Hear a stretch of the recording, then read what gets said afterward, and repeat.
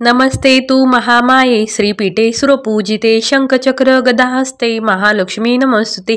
नमस्ते गरुडारूढे कोलासुर भयंकरी कुमारी वैष्णवी ब्रह्मी महालक्ष्मी नमस्तुते। नमस्कार। अवधूत चिंतन श्री गुरुदेव दत्त श्री स्वामी समर्थ।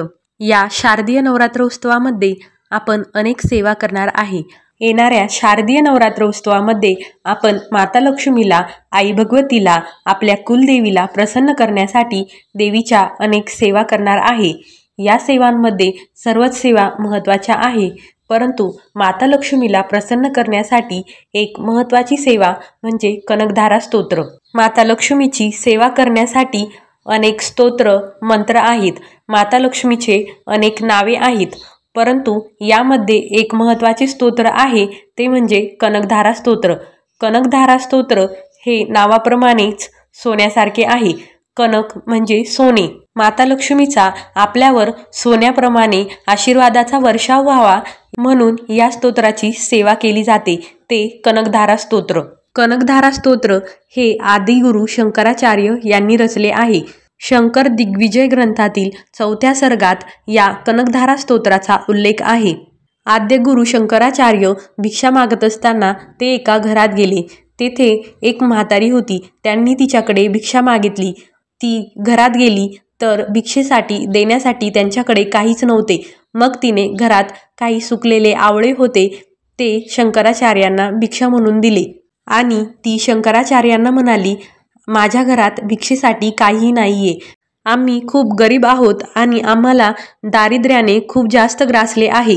असे ऐकल्यावर आद्यगुरु शंकराचार्यांनी माता लक्ष्मीचे आवाहन केले आणि माता लक्ष्मीला त्या घराचे दारिद्र्य दूर करण्यासाठी प्रार्थना केली। माता लक्ष्मी म्हणाली की यांच्या पूर्वकर्मांमुळे यांची स्थिती सुधारणार नाही। तेव्हा आद्यगुरु शंकराचार्यांनी तेथे कनकधारा स्तोत्र म्हटले आणि आकाशातून सोन्याच्या आवळ्यांचा वर्षाव झाला आणि त्या घराचे, त्या कुटुंबाचे दारिद्र्य दूर झाले।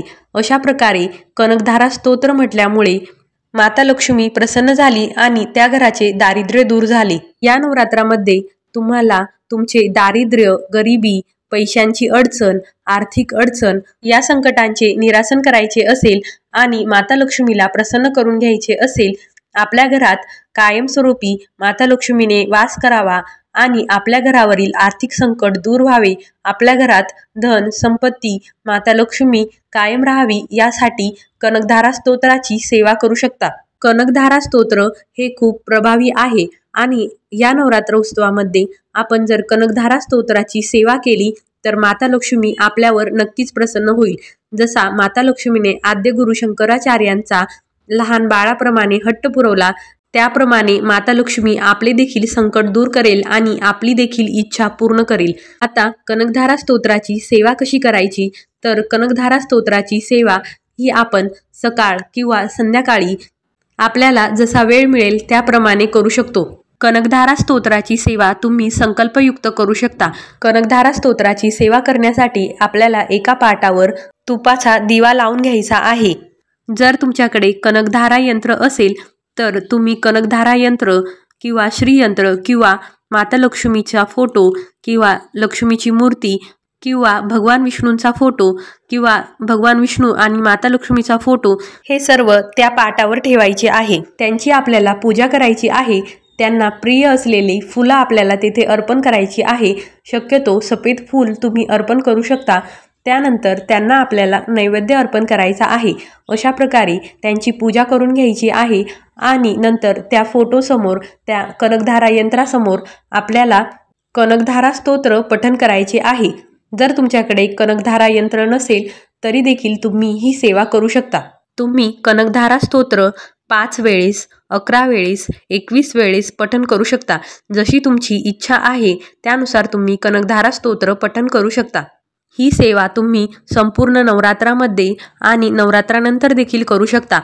तुम्ही ही सेवा 11 दिवस, 21 दिवस, 51 दिवस तुमचा जो संकल्प आहे त्याप्रमाणे किंवा तुमची इच्छा आहे त्याप्रमाणे तुम्ही या कनकधारा स्तोत्राची सेवा करू शकता।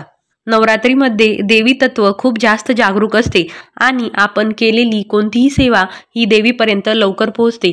त्यामुळे कनकधारा स्तोत्राची जर तुम्हाला सेवा करायची असेल तर तुम्ही ती नवरात्रीमध्ये सुरू केली तर ती माता लक्ष्मीपर्यंत खूप लवकर पोहोचेल आणि तुमची जी इच्छा आहे त्यानुसार माता लक्ष्मी तुम्हाला प्रसन्न होईल. कनकधारा स्तोत्राची सेवा जर तुम्हाला संपूर्ण नवरात्रामध्ये जमली नाही तर तुम्ही नवरात्रातील येणाऱ्या मंगळवारी किंवा शुक्रवारी देखील ही सेवा करू शकता. कनकधारा स्तोत्र हे तुम्ही तुमच्या इच्छेनुसार दिवसातून 1 वेळेस, 3 वेळेस, 5 वेळेस, 11 वेळेस, 21 वेळेस वाचू शकता आणि त्याची सेवा जसा तुमचा संकल्प आहे त्याप्रमाणे 11 दिवस, 21 दिवस किंवा संपूर्ण नवरात्रमध्ये करू शकता. जर तुम्हाला कनकधारा स्तोत्राची सेवा करायला वेळ नसेल तर तुम्ही नवरात्रामध्ये येणाऱ्या मंगळवारी किंवा शुक्रवारी एकदा तरी कनकधारा स्तोत्र वाचू शकता. कनकधारा स्तोत्र हे खूप प्रभावी स्तोत्र आहे. आपले कर्ज, दारिद्र्य, आर्थिक संकट, पैशांची उणीव यासाठी माता लक्ष्मीने आपल्याला साथ द्यावी आणि हे सर्व लवकरात लवकर नाहीसे व्हावे यासाठी माता लक्ष्मीची ही सेवा आपल्याला करायची असते. आपल्या प्रयत्नांना यश मिळावे आणि आपल्यावरील आर्थिक संकट दूर व्हावे यासाठी माता लक्ष्मीला प्रसन्न करावे लागते. त्यासाठी कनकधारा स्तोत्र हे खूप महत्त्वाचे ठरेल. आता नवरात्रामध्ये आपण घटस्थापना केलेली असेल किंवा अखंड दिवा लावलेला असेल, आपल्याकडे नवरात्रामध्ये देव हलवले जात नाही तर तुम्ही घटस्थापनेसमोर किंवा जेथे अखंड दिवा लावला आहे तेथे किंवा आपल्या देवघरासमोर बसून देखील कनकधारा स्तोत्र पठण करू शकता.